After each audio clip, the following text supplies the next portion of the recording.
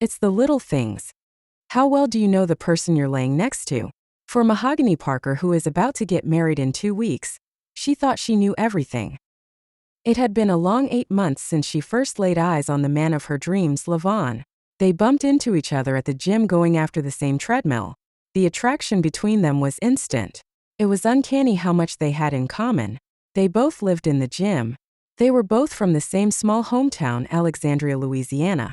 They both drank a café Americano with a shot of espresso from Starbucks. They both liked to read Terry McMillan books and watch Spike Lee movies. It was love at first sight. They spent every free moment on the phone talking and every weekend at each other's place. After 3 months of being inseparable, they were engaged. Levon took her to dinner. Then he dropped to one knee and proposed with a 3-carat diamond ring, while the onlookers exploded with applause when she said yes. It was the romance that Mahogany had always dreamed of. It was a complete change of fortune. Before meeting Levon, Mahogany had a string of bad relationships. A bunch of emotionally unavailable men.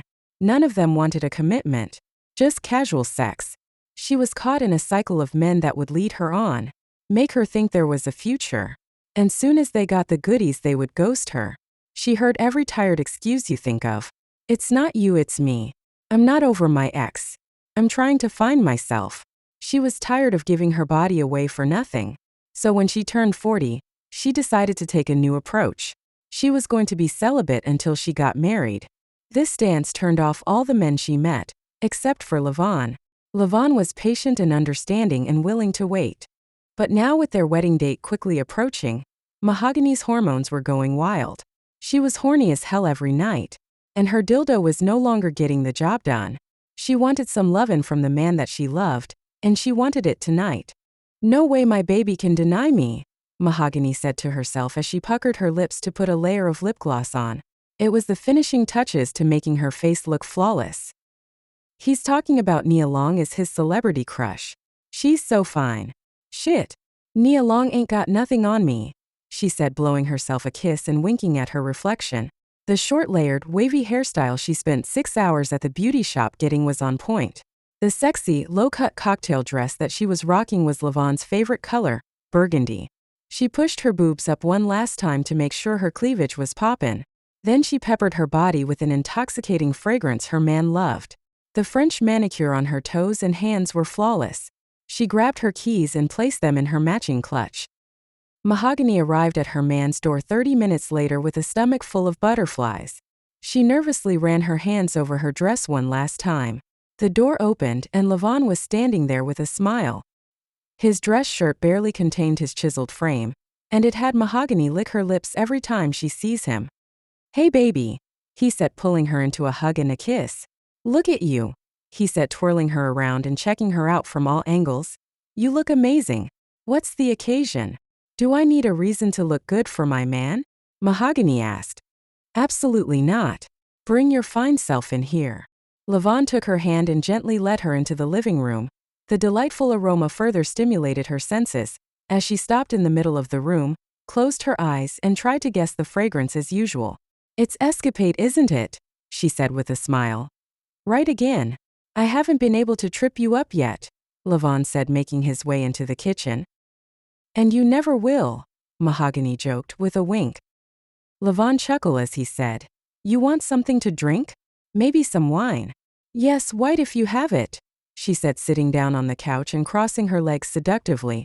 She pulled out her phone and connected the Bluetooth to his soundbar. Then she went through her playlist and found her favorite singer, Jasmine Sullivan, and put on Let It Burn. Levon pulled a couple of wine glasses from the shelf and filled them with Chardonnay. He handed Mahogany a drink and took a seat next to her on the couch. "To our future together," he said, offering a toast. "I'll drink to that," Mahogany replied, taking a sip. The music, the aroma, and the wine made her butterflies disappear. She locked eyes with Levon, leaned in closer, and said, "Do you know what I think is the worst human emotion?" Levon matched her posture.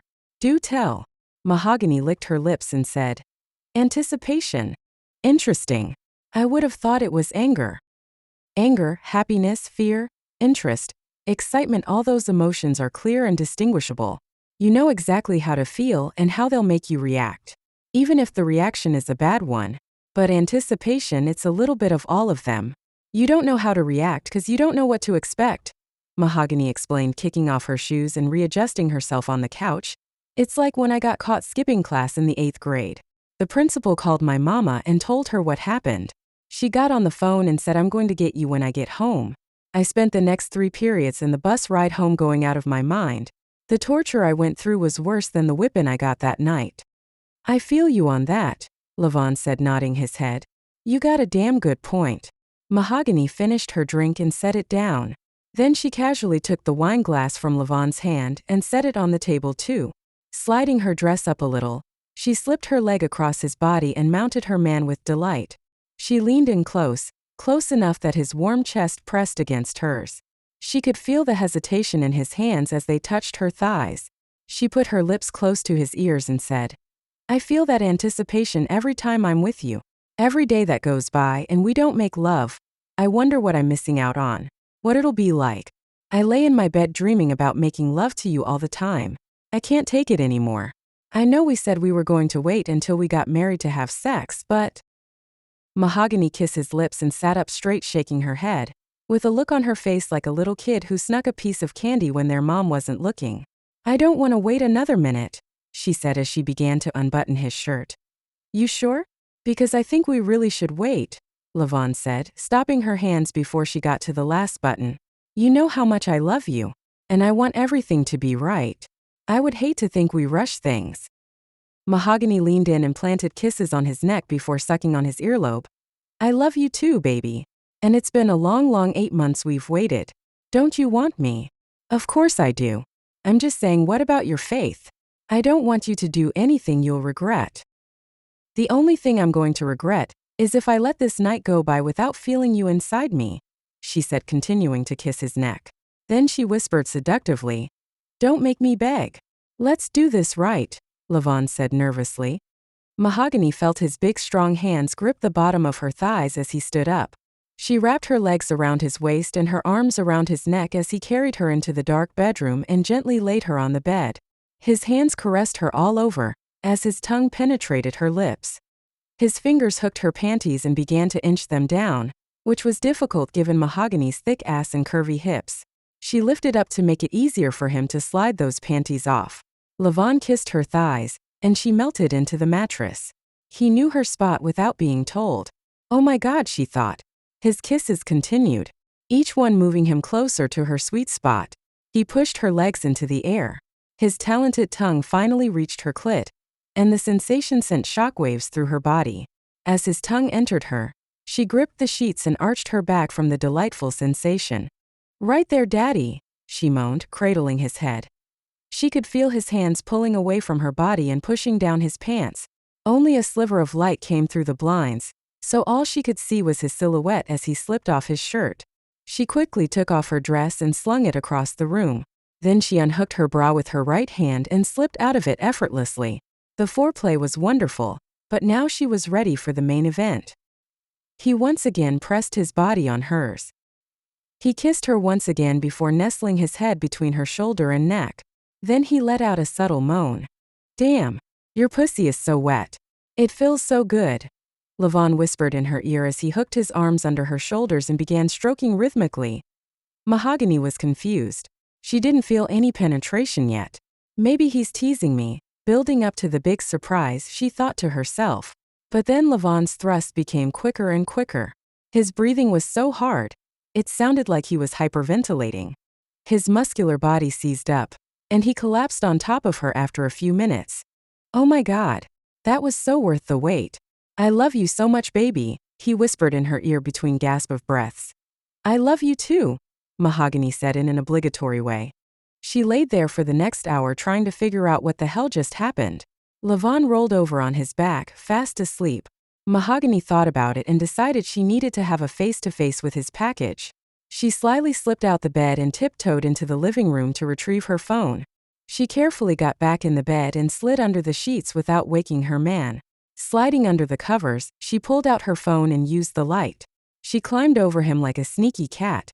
Using one arm to push the covers up, she inched closer, her face now right between his legs. She positioned the phone precisely and shined the light directly on his package. "Oh my God!" she shouted involuntarily, dropping the phone on the floor.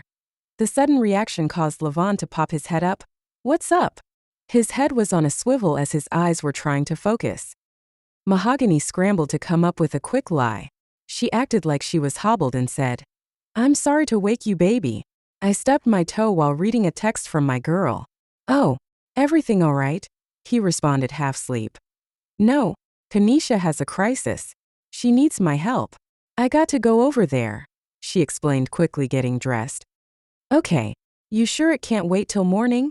he asked, wiping his eyes. Shaking her head while locating her phone, she replied, "No, this is an emergency. I got to run. I'll call you. Bye." She gave him a kiss, grabbed her shoes, and darted out the door. Minutes later, Mahogany was banging on Kanisha's front door. Kanisha opened the door in some boy shorts and an old t-shirt. She wiped the matter out of her caramel-colored eyes. "Mahogany, girl, what the hell you doing at my door this time of night?" Mahogany pushed her way into the house while saying, "This is bad. This is bad. I don't know what I'm going to do." She nervously paced back and forth while shaking her head vigorously. "What's happened?" Kanisha asked with a voice full of concern as she closed the door. Kanisha grabbed her arm and pulled her into a hug. "Calm down. Everything is going to be all right." Mahogany took some long deep breaths before taking a seat with Kanisha on the couch. Kanisha took her hand and squeezed some compassion into her. "Now tell me what happened." Mahogany cleared her throat. "I didn't tell you this before because I knew what you would say. But me and Levon wanted to wait until we got married to have sex." "Why?" "Well, I wanted to try something different. I had jumped into sex with men before, and you know all the craziness I've been through. I read that Steve Harvey book and I got more involved in the church. And I just thought maybe this would give me something more real." "I understand. And what happened?" "You caught Levon's ass cheating." "He couldn't wait," Kanisha said angrily. "Who is she? We can go check them both right now." "I got your back, girl. My stun gun is in my purse." Mahogany shook her head. "No, it's not that. I got tired of waiting. So I had sex with him tonight." "Oh," Kanisha said, sitting up, eagerly awaiting more information. "So what's the problem? Don't tell me he's got some kind of disease or something." "Worse," Mahogany said as she cleared her throat. She looked around the room as her mind tried to find a way to push the words out of her mouth. After a few seconds, they finally came tumbling out. "Levon's thing is small." "Is that all?" Kanisha responded, dropping her shoulders and sinking into her seat. "Girl, I thought it was something serious. I dated dudes with a little dick before. You can still make it work. Try different positions or something. It ain't the end of the world, especially if they got a good head game." Mahogany shook her head. "I don't think you understand. It's tiny. Smaller than my pinky," she said, holding it up. "Damn," Kanisha snickered, trying to hold in a laugh but couldn't. "This is not funny. This is my life we're talking about," Mahogany said in anger. I'm sorry. But who would have thought big bad Levon with a deep voice and large feet would have a tiny penis?" Kanisha said between chuckles. "Can you focus? What the hell am I going to do?" Mahogany snapped. Kanisha finally wiped the smile from her face and composed herself. "Okay. You've been telling me over the last few weeks how in love with this man you are." Right, Mahogany said, calming down. "And you tell me that he's loving and a man of God. And he's a good listener and supportive. And that he can provide for you because he got his own business. And your parents love him." "Right," Mahogany nodded in agreement. "Is all that worth throwing away because your man has a small dick?" Mahogany said, "I don't know." Kanisha put her hands on Mahogany's shoulders and peered deep into her eyes. "Let me put it this way. If he had a mandingo-sized dick that hung down to his knees, but wasn't loving, a man of God, had his own business, a good listener, supportive, and your parents didn't like him, would you marry him?"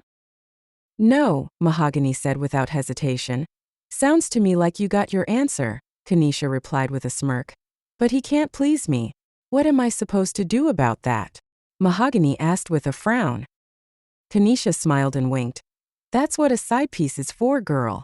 Mahogany cracked a smile as she watched Kanisha stick her tongue out and started twerking and grinding playfully. Kanisha's silliness took the edge off her anxieties. And with a couple more sips of wine, she felt like she could breathe normally again. Mahogany had finally calmed down. With the panic out of her system, she could think clearly. And while the thought of having good dick on call was tempting, that's not her. That's not how she gets down. They both sat on the couch with shoes off and their feet curled up underneath them. They poured themselves another glass of wine. That's when Kanisha wiped the grin from her face and asked, "So what are you going to do?" Mahogany shook her head. "I don't know." After a couple hours went by, she started getting calls from Levon. She knew she couldn't avoid him forever, so she went back to his place. As soon as she knocked on his front door, it flew open and he greeted her with a hug. "Is Kanisha okay?" "Everything good?" Levon inquired as he ushered her into the living room. "Yeah," Mahogany replied, avoiding eye contact. "You okay? You don't have any second thoughts about us having sex, do you?" Levon asked with a hint of concern on his face. Mahogany bit down on her lip. She wanted to tell him the truth, to be open and honest about her feelings. In her long silence, she wrestled with the idea to marry him or not.